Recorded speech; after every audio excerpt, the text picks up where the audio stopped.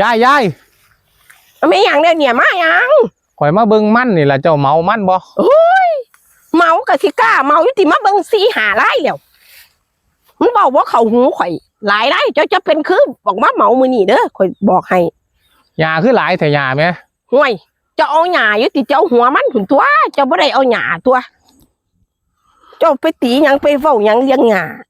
เอาเจ้าเว้ามาเบิ่งกันนะจักบาทเจ้ายอมจักบาท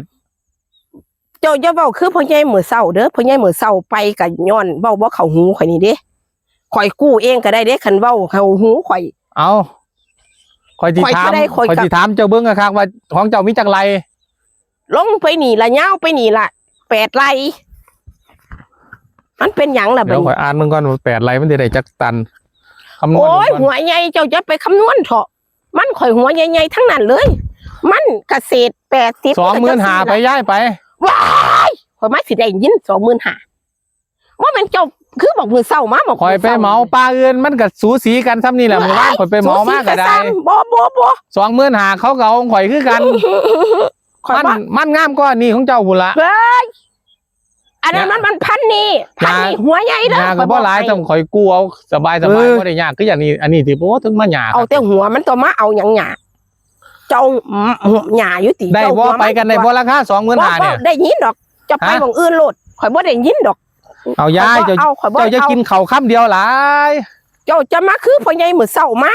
4-5 คนมาโตข่อยคักเอาเจ้าจะกินข้าวค่ำเดียวหลายเว้าดี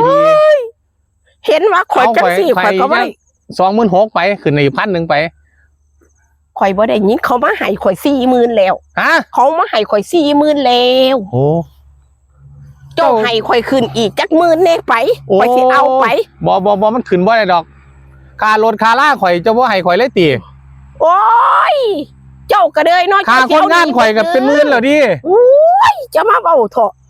ซุมื้อนี่ค่ารถค่าน้ำมูกน้ำมันค่ากินค่าอยากเอาไปขายใกล้ๆนี่ใกล้ๆไสข่อยบ่เอาขายดอกแถวนี้มันบ่ได้ข่อยเดี๋ยวไปไกลเติบอยู่เจ้าขึ้นให้ข่อยจัก10,000แน่เป็น50,000ไปข่อยใหญ่นั่นมาให้ข่อยแล้วเด้มื้อเช้า40,000ข่อยบ่ขายเจ้าว่าโอ้ยข่อยบ่ให้ฮอดปานนั้นดอกเอาสิ50,000ไปข่อยไปบ่ได้ดอกยายจะเว้าคักหลายใจมันเว้าบ่ฮู้เรื่องนี่เถาะฉันเว้าบ่ให้นี้เจ้าไปเมียบ้านเจ้าข่อยสิมันไปกันบ่ได้ราคานั่นน่ะจะได้ไปบ่ได้เจ้าให้ข่อยมื้อเช้ามาต่อข่อยจังซี่ล่ะ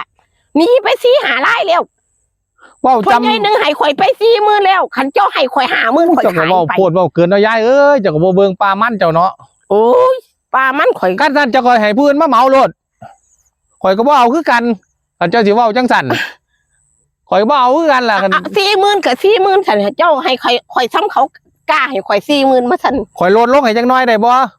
เจ้าให้ข่อย40,000ซะข่อยขอ40,000ซะ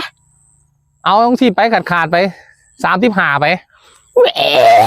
นั่น